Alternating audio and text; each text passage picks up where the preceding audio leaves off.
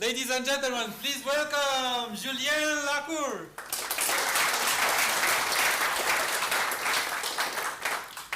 Hello everyone. So as George said, my name is Julien. I'm a senior software developer in the Oxygen publishing team, and I'm also the only French member of the Oxygen company. And today,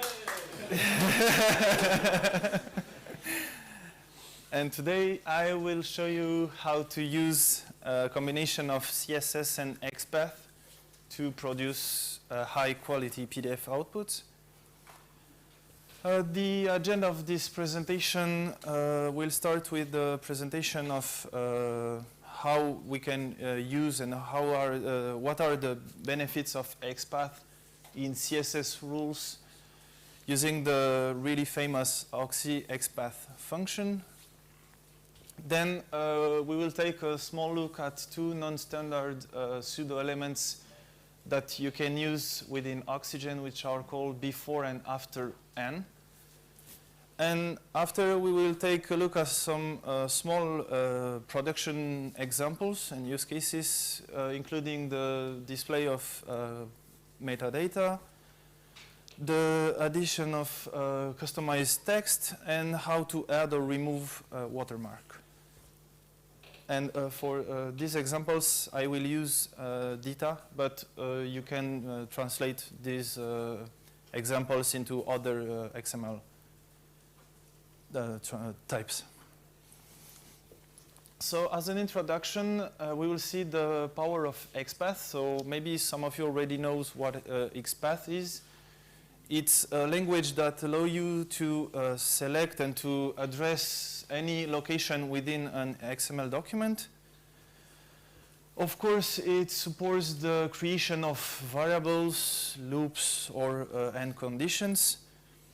And all the result of each query can be obviously post-processed using any kind of functions. The advantage of using XPath in CSS is that using the so-called Oxy XPath function, you can, in combination with the XPath contents function and matching over the data classes, you can select each element of the structure, and you can apply or display the result of these queries. You just have to know that in the data use case, as you can see, the transformation goes by an intermediary steps, which is HTML5 document. So this is why we recommend as best practice to match using the classes, the data classes, because as you can already see here, this is how the intermediary HTML5 file looks, and you can see that the original elements from data are changed into HTML5 compatible elements, so you cannot, or it's a little more difficult to match using the elements. So now a small parenthesis on those two pseudo elements that are Oxygen custom pseudo elements, but in my opinion they should also be in the CSS standards, which are called before and after n. Actually, there was a CSS draft that we sent it to them, and that's why we implemented these pseudo elements. But somehow they we not just invented them ourselves. But for some reason it was they canceled the draft version for these ones, but I don't really know, because I found these I found these elements really useful. The advantages of these two pseudo elements is that they can allow you to add extra levels of static content. The simple rule that is used for these elements is that the higher the level you set as the n value, the bigger will be the distance between the original element and the pseudo element. And of course, if you set the value to 1, it corresponds to the classic standard before and after pseudo elements. What sorry. What do you mean by distance? It means that if you have more elements applying on the same element, the order on which those elements will apply will go from the higher value to the lower value. Okay, so that allows me to arrange. Yeah, exactly. You can put multiple layers, and they will apply from the higher to the lower. So, and of course, if you want exactly the details and some examples, anyway, I let link to our documentation that give even more examples on how to use that. So now let's start with our first use case. So for example, if I want to add some metadata in the cover page, I will need to create additional blocks which are not included in the original data content. So for that, I will use my before and after n elements and a small XPath query that will get as the result the metadata I want to display. So if I go in Oxygen, you can see on the first lines that I already set a rule after the page title, which will be the name of the data map that I am using. And I just created, so the Oxy XPath function must be contained in the content CSS property. So I set this function there. And I simply add a small text before, then my query, which in this case will return the name of the author. So as I mentioned in the introduction, this content must be valid in the intermediary merged HTML file, which is generated in this case by the transformation from data to PDF using CSS. And I can easily verify that if I open Oxygen XPath builder. I can copy exactly as it is in the CSS the XPath that I'm using to obtain the result. And if I run the specific query, I will see that the results will show me exactly what corresponds in my data structure to the author, which I am in this case. And also, as I mentioned, if you look on the query, you have seen that I use the best practice that I recommend at the beginning. So I match not using the elements, as there are a lot of divs, but I prefer directly match on the data attributes that corresponds to what I want. Another question. Yeah.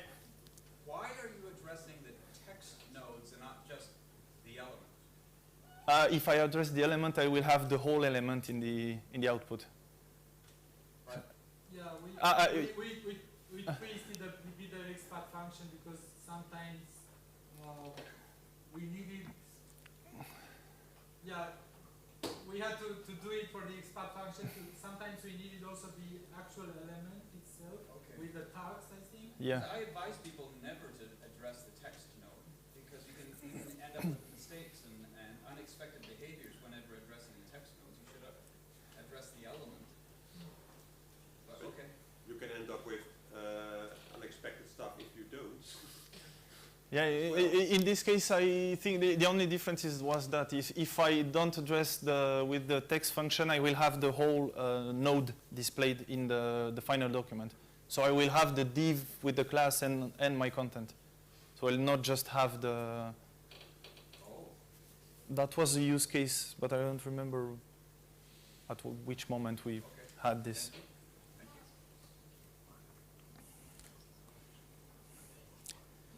Also, if I get back and take the second example I did in this presentation, you can see that the function, the Oxy XPath function, supports the creation of variables. So, for example, I can create a variable called last version.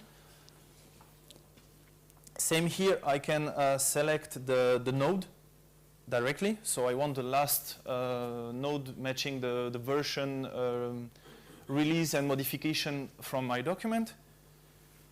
And from this node, I will just return a concatenated version containing the attributes I want to display, which are in this case the version, the release, and the modification. And if I go into the generated PDF, you will see that here is the result of the first query. And here you will see the result of the second query with the node here and the 3 attributes displayed. So some may ask, what if the query has multiple results? Maybe you want to process them, each of them, or post-process each of them. The Oxy XPath function also supports the for instruction, so you can create a loop to post-process this each nodes from the result. And also, as I did before, you can, as a preset of the loop, create a variable which will contain all the nodes you want to process, then enter each of them using the for loop. And this is so I just go back to Oxygen and show you the third example, which is exactly the demonstration of this loop. So I created, once again, a small variable which gets into my structure and will get all the revisions of my document. Every time another author or a reviewer modified the document and changed the revision date, saying that it's the last version from the date of the revision. And for each of those revisions, I will simply display the date of the modification and the special symbol for the new line. So I will have displayed on more lines. And this is what you can see below. So in my document, I have 2 different. I have the original date, which I don't display. And I have 2 small versions, as it's seen on the current version, because it's 1.0.2. And I have 2 updates, which are displayed one after the other. So I processed each result separately. Question? Yeah? What you're doing there, using flower expressions, is not XPath, it's XQuery. Yeah, it's because you can, the Oxy XPath can support the X query. This is what I wanted after to see that for people who don't really know how to use those X query expressions. I added a link to the standard how to use flower XQuery expressions. The name of the function is a bit misleading. Yeah. It's Oxy XPath supporting also XQuery expressions. Yeah, could be easier to understand, but a little more complicated to use. Another use case that I can have is that I could want to display other information from the document metadata in the header or the footer of my PDF. And once again, this may be done using XPath queries. The only difference is that as I am outside of the document frame, so it's not inside the content, it's just around it, I will use what is called in the CSS page media the page margin boxes. Once again, there is a link showing the whole schema, what are all the page margin boxes available, and where there will be positioned into the content. In my example, I created a specific margin for all my type of pages, so front page, etc., to the chapter and the index. And I want to display in the bottom left part of my PDF a concatenation of the following elements, which is some pieces of static text, like the copyright and the all rights reserved text, and the copyright information that are already available in data, which are the copyright year and the person or the organization, in my case, that holds this copyright. And if I go to the PDF, you can see here that the result is in the bottom left part of the document, as indicated by the page margin box, and contains exactly the static text and the different informations that are gathered from the document. Question? Yeah. How do you deal with translation in that case? I have a small example for this just after. So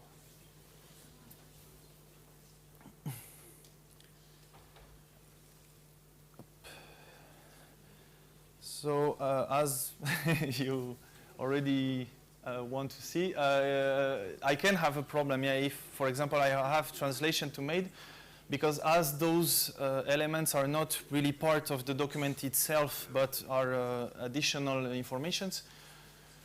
Usually in CSS, when you want to create content which is changing depending on the language you are using in your document, you can use the pseudo class called lang, and the content will adapt to these different rules. In this case, as I'm outside of this frame, I have once again to use a page margin box. And I have to get back to what in fact does the lang pseudo class, which is in fact making some conditions using the language, the XML lang or the lang attribute used in my document. And for example, here I want to display at the bottom right of my PDF the page name simply. So I want to display page if it's in English, or if in German I want the correct translation, etc., etc. And so this is what I've made in these examples. And I applied these rules only on the pages that are marked as chapters. So this is why it's not appearing on the front page. But if I go to a chapter page, and I'm in English for this example, so you can see that the conditions, even nested, works in the Oxy XPath function. And I have the correct text, which is the concatenation of the text page, and the counter, which numbers each page of my document.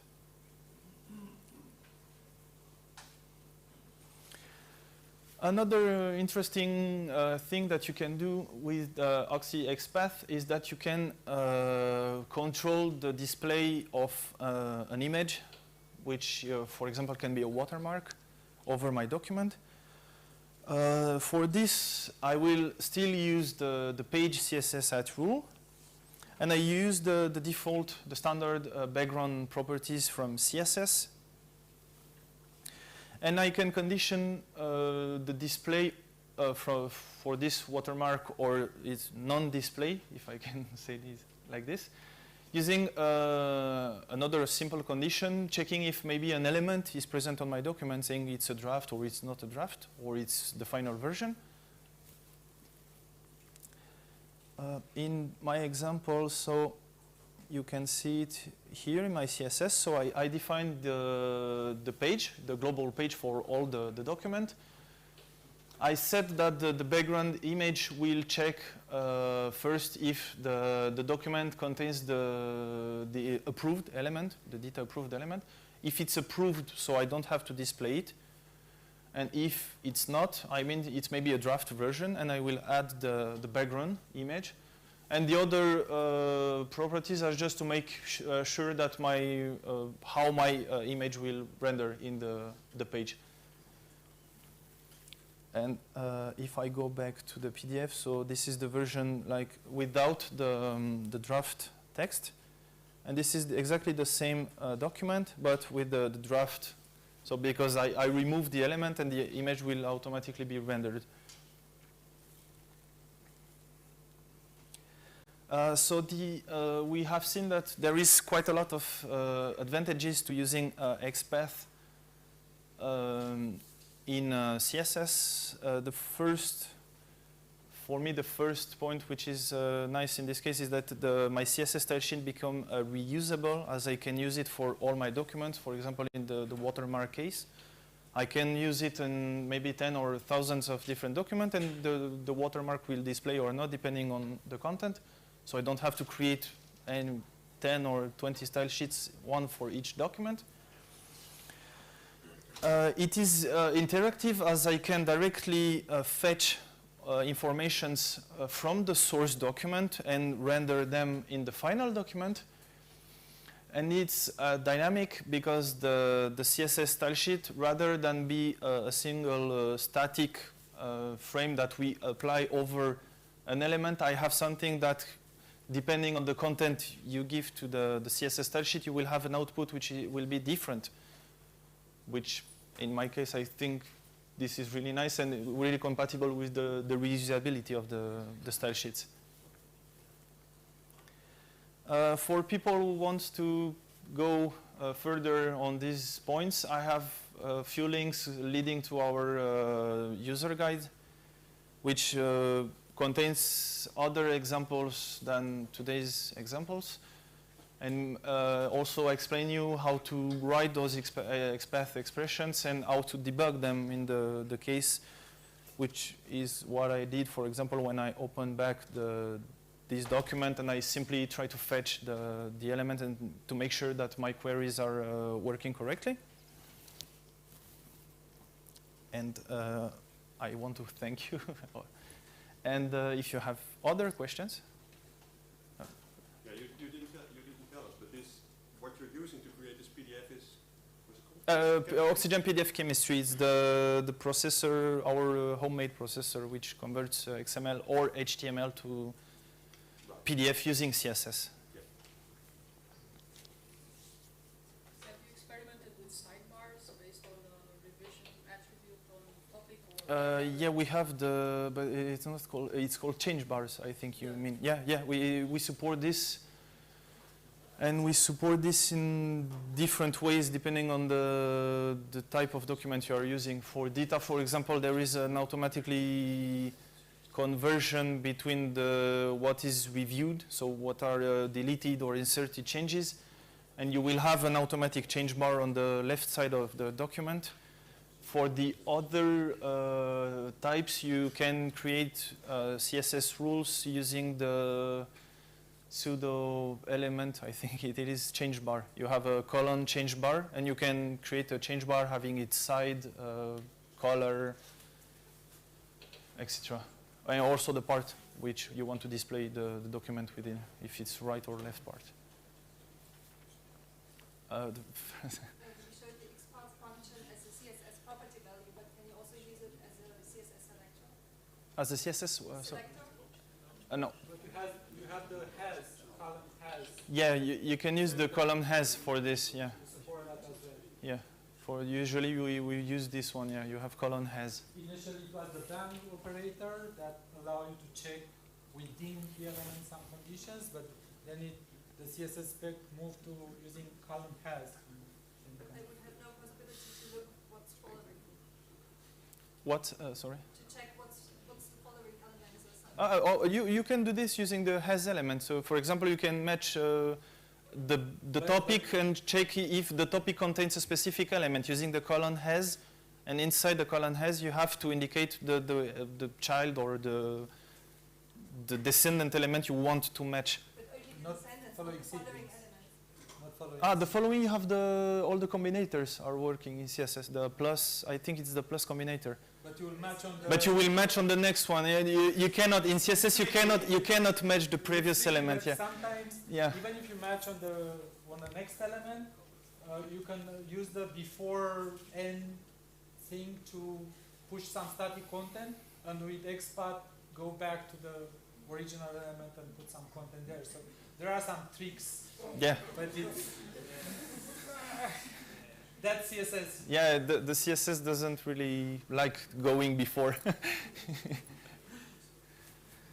I'm still wondering how this works. So I would actually take the XML and take the CSS and generate some XMLPrague and use Apache FOB to produce a debug.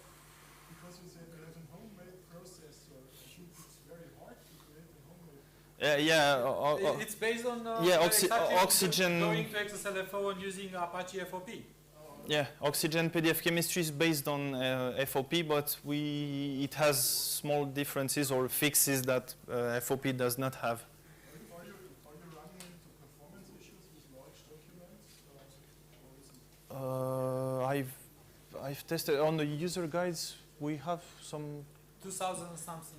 Yeah, and we don't have really huge times, but I've never, no users complains about maybe having hours of processing, so I don't really know. I think it's a good idea. Maybe you won't have any performance issues when mapping the XPath to the real XPath evaluation. Well, on the XPath function, you can specify also whether you want that to be evaluated once or multiple times, or there's a parameter on the Oxy XPath function where you can specify, whether it should be always evaluated in CSS or only once, because those are used also during authoring time. So you can customize the user experience or the user interface for people that create XML content using the Oxy XPath function. The fact that you use it with chemistry is just that we inherit the same CSS engine from Oxygen. Yeah. But during authoring time, you can specify that you want that XPath to be executed once or all the time, depending on, sometimes that is just one value that you, or it doesn't matter, you need to refresh the document to get another value if you change something. How is the tooling supported? So if I'm writing an XPath in the CSS file with an element that does not exist in the XML file, with Oxygen editor, you can use the XPath builder to check the expressions, basically. So you have the original input XML and you can check your expressions with the XPath builder, then you can paste them into the CSS. Yeah, this is what I shown at the beginning. Yeah, just, and usually, yeah, and even if you check the user guide, it explains maybe with other examples. But usually, we check this first on the document, then we just paste them, because if not, you have to run the whole transformation to see that in your PDF nothing is displayed. So it takes quite a long time. And regarding internationalization support, there's also an extension function called I18N that you can use to provide a set of resources that basically provide from a key different values depending on the language. And then you can use that function to just provide a key, and that will resolve dynamically based on that resource file, like any and you can also use the document function from XPath. You can directly select, for example, if you have the same attributes in the document and this, you can select from another document the text you want to display and just display it in the final document.